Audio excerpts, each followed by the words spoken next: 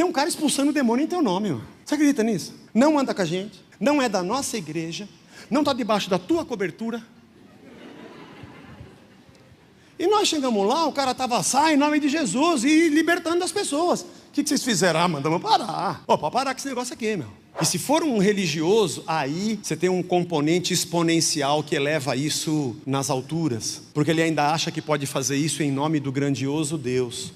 Aquele ali era liberto, aquele ali também, trocou aquela camisa, ele tirou, colocou outra. Hoje eu peguei o rapaz. Você é daqui da igreja ou é visitante? Visitante, não vai voltar mais, não volta mais. Desculpa, essa piada. Uma vez uma pessoa veio falar comigo no final de um culto, antes da pandemia, e falou assim: Zé, estou muito feliz de ter conhecido a igreja, estou vindo aqui já há mais de um mês, eu acho que eu vou ficar aqui. E eu falei: beleza, a gente só tem um quarto, que é o do Ronaldo, ele é o zelador, ele dorme aqui. E precisaria conversar com a diretoria para saber se alguém poderia dormir. Né, tá brincando. Eu falei: eu também, eu sou como criança. Ou tento ser de vez em quando. Duas crianças conversando não estão preocupadas com a marca da roupa da outra. Dois meninos brincando não estão preocupados que carro meu pai tem, que carro seu pai tem.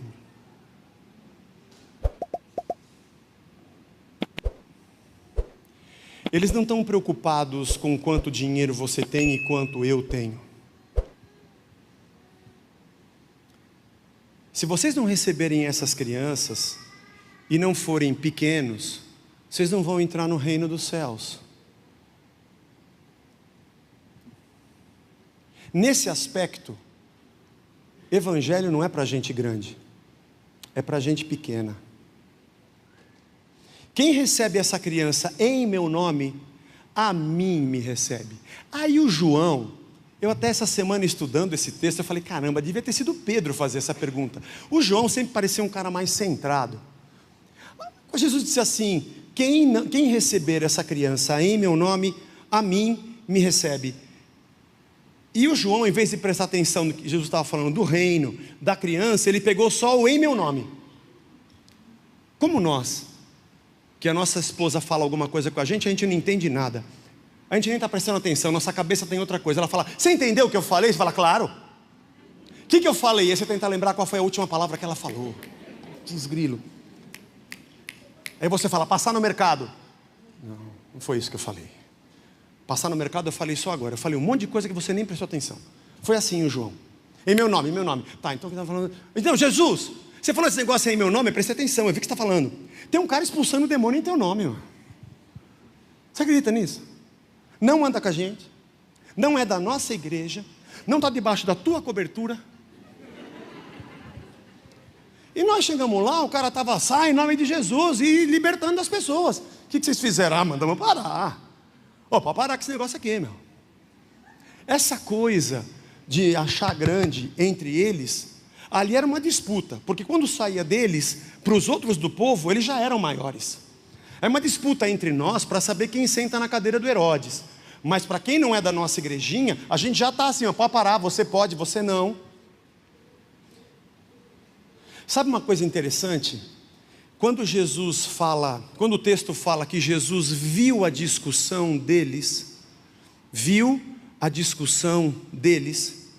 o texto, no original, a palavra discussão é a palavra dialogismos ou dialogismos.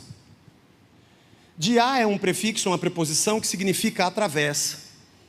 E logismos vem de logos, vem de lógica, raciocínio. Quando você dialoga, nós nos atravessamos com lógicas, com ideias.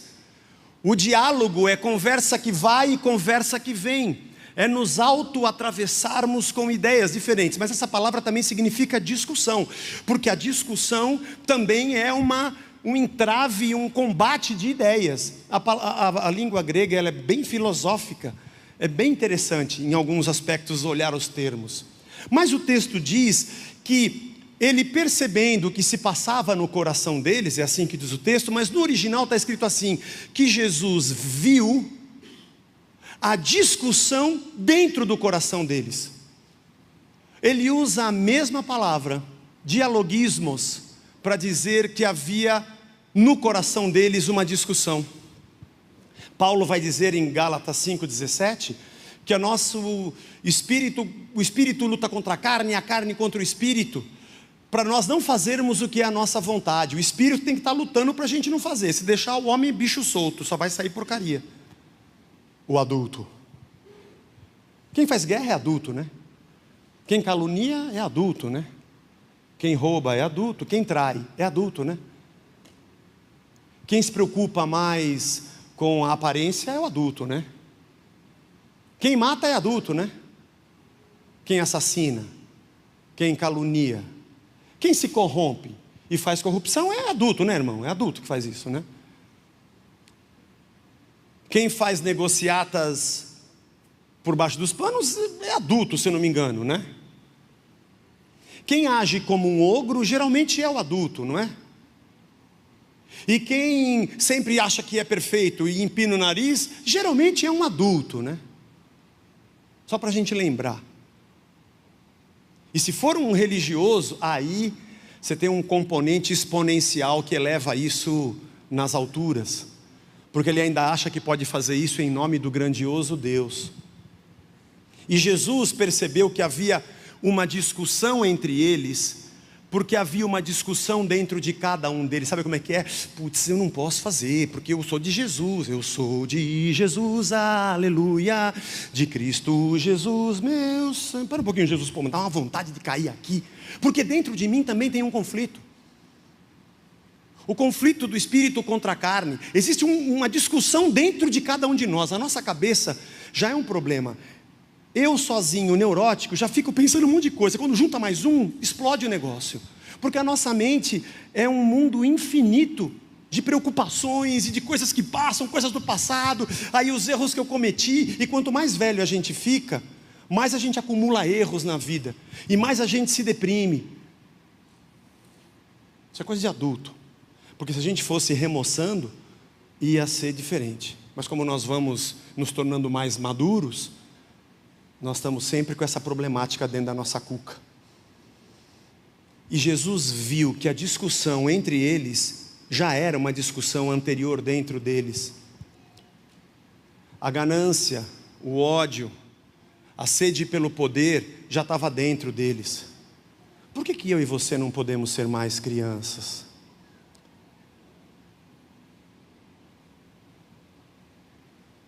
Por que você não pode ser menor um pouco?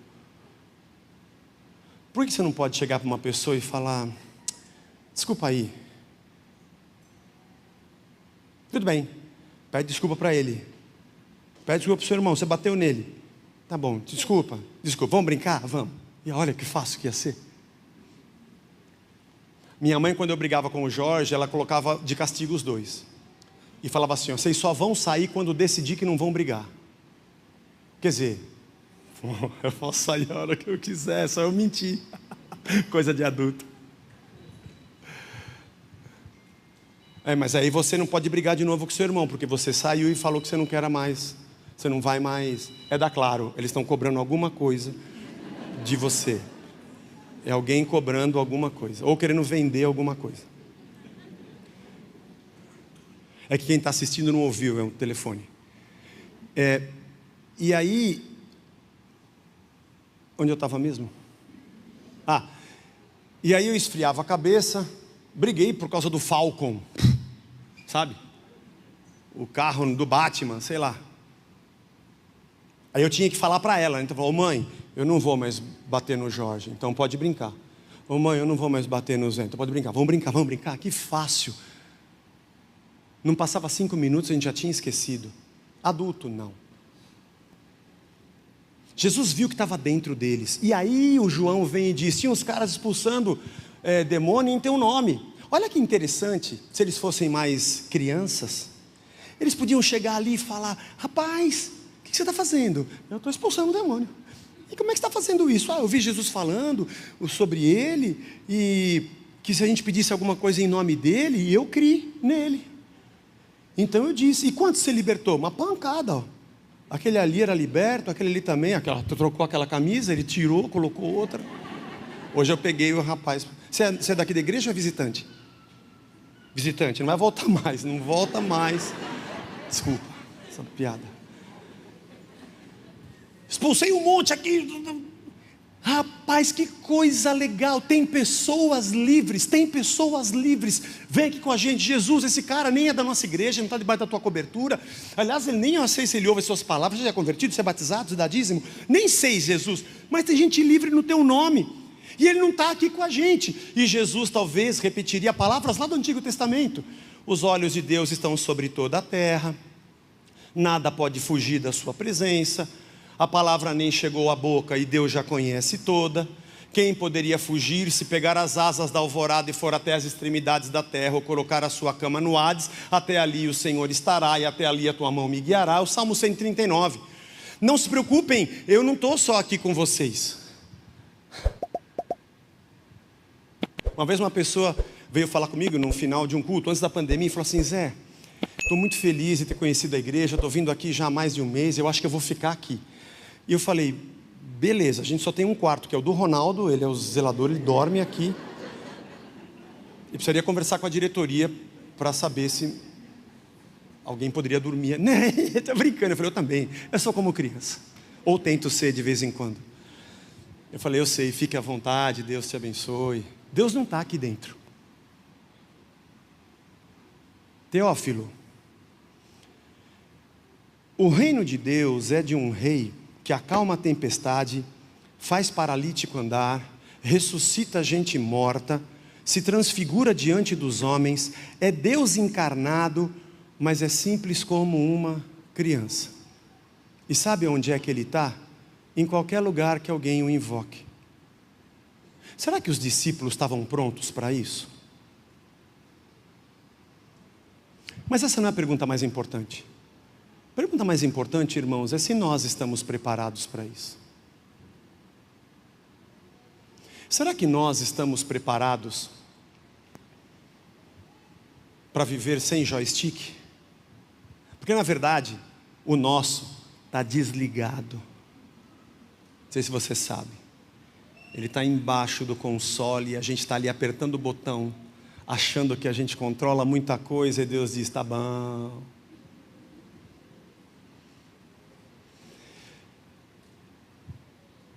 Você acha que o seu vizinho só vai para a eternidade porque ele vai vir para a casa da rocha e ser orado pelo pastor? Eu acho que não.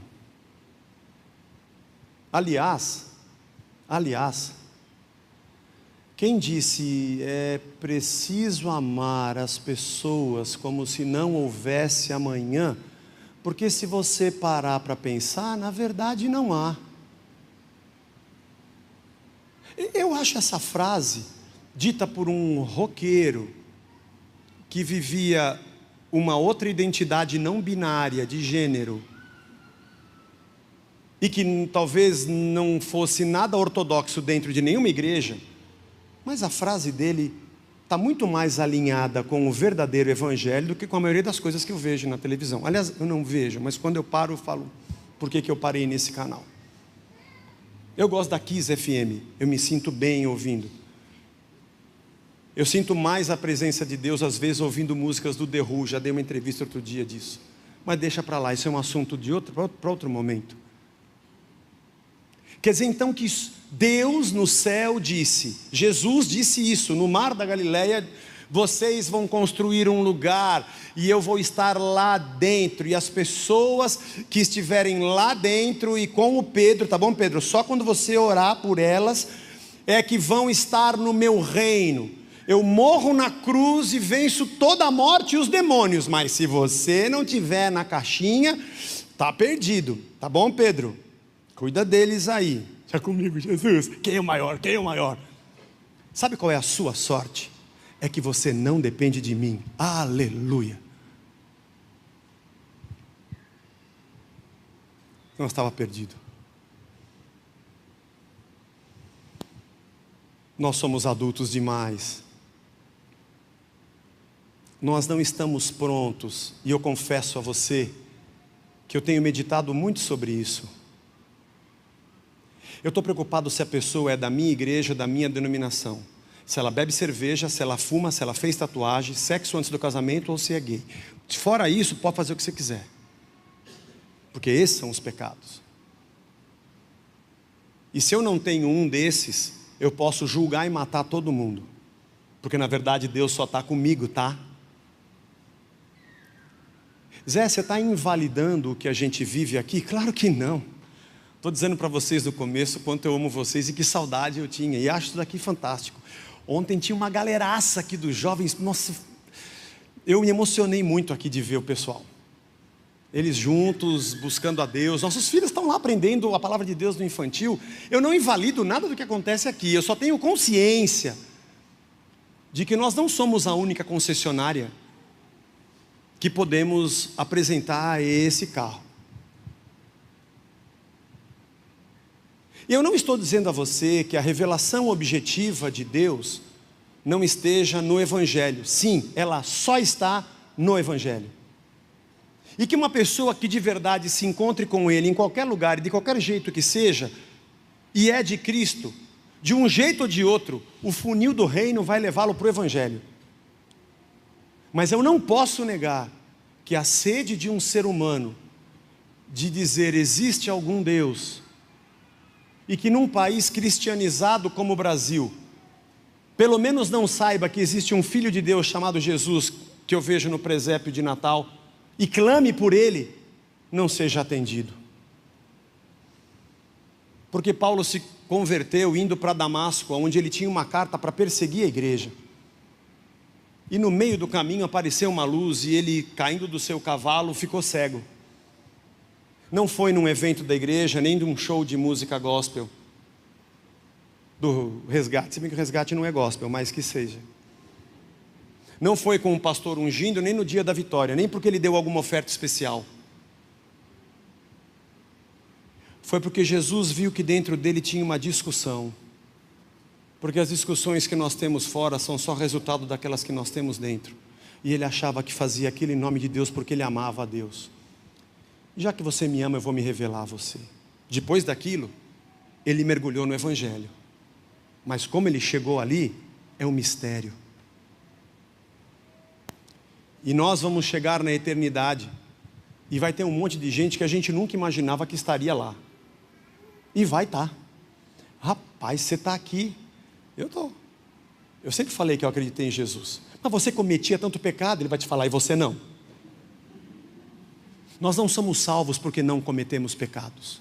Somos salvos porque Ele morreu na cruz por nós. É óbvio que depois de conhecê-lo, eu luto contra mim mesmo para tentar cometer menos pecados, mas eu vou morrer até o último segundo da minha vida como um pecador, dependente da graça de Deus.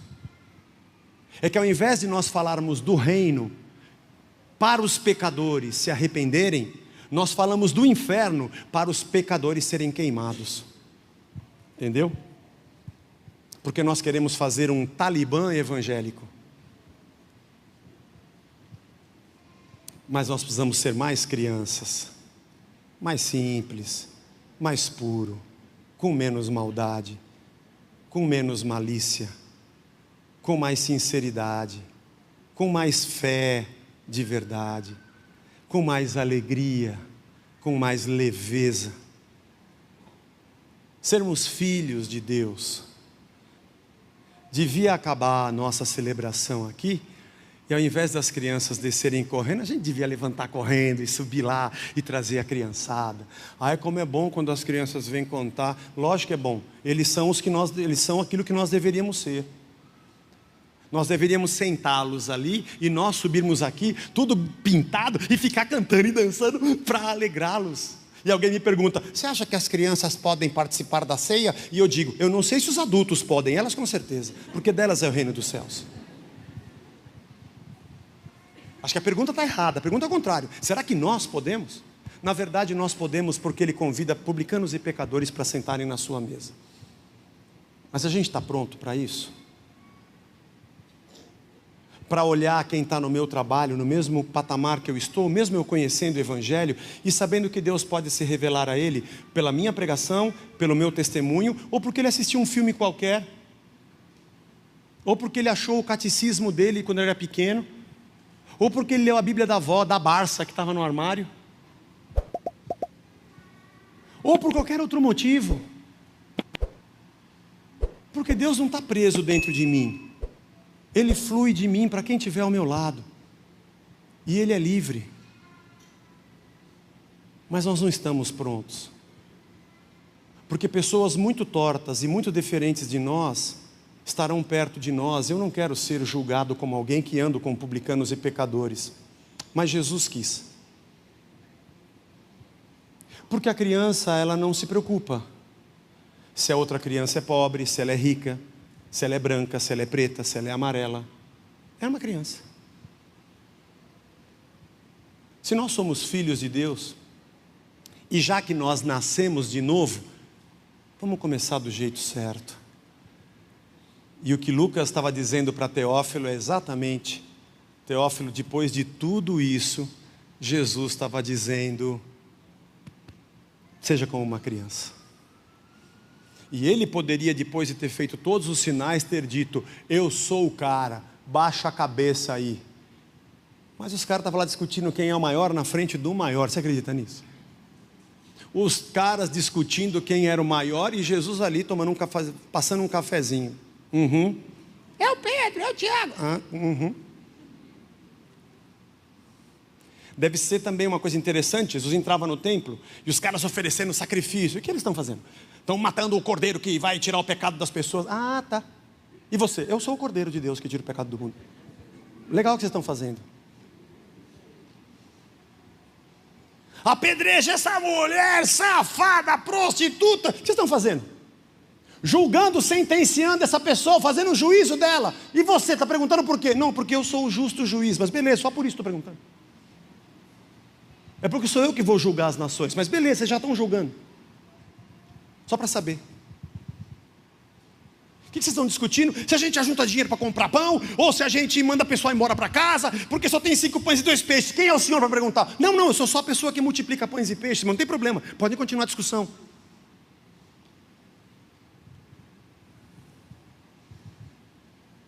Alguém tem boia? Sabe nadar? Eu vou afundar? Eu não sei, o Pedro andou e afundou, você só andou um pouquinho, ele não sei o quê. O que estão fazendo?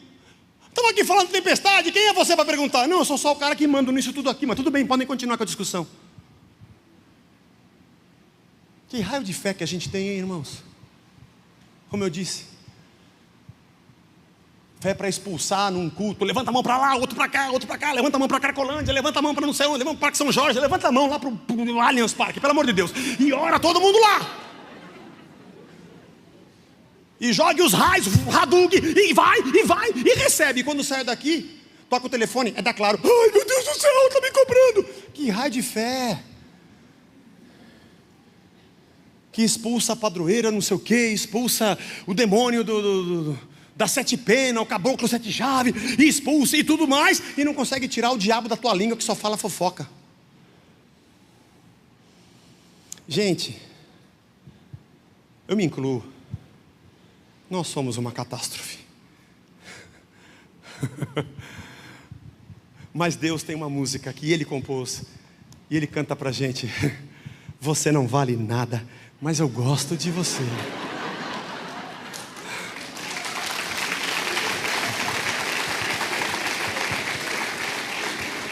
Essa é evangélica. Essa é evangélica. Mas não é porque eu sou perfeito. Eu não sou perfeito, você não é perfeito. Que Deus nos abençoe a voltarmos a ser crianças. Voltarmos à simplicidade, à pureza, ao descanso de que o nosso Pai está cuidando, a verdadeira fé, sem disputas, sem ganância, simplesmente andando com Cristo. Aprendendo com Ele, repartindo, amando, correndo pelos corredores, dando risada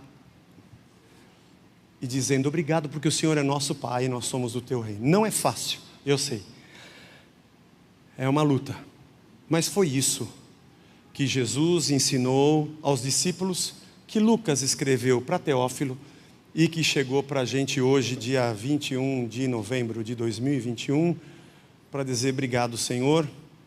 Me ajuda a voltar para trás e a ser mais parecido com o menino que nos nasceu, o filho que se nos deu e que apesar de ter o governo sobre os seus ombros, se deixou levar para a cruz. e se entregou por amor a nós. Amor simples, sem interesses. Esse é o reino dos filhos de Deus. Vamos ficar de pé. Senhor Jesus, obrigado pela tua palavra. Eu acho que nós estamos começando a entender o teu reino. Não posso dizer que eu estou pronto ou completamente pronto, porque às vezes a gente vê o teu reino em lugares tão malucos, no meio de publicanos e pecadores, que nós, na nossa religião, diríamos: Deus jamais pode estar lá. Mas o Senhor diz que quem não atrapalha ajuda e quem não separa ajunta.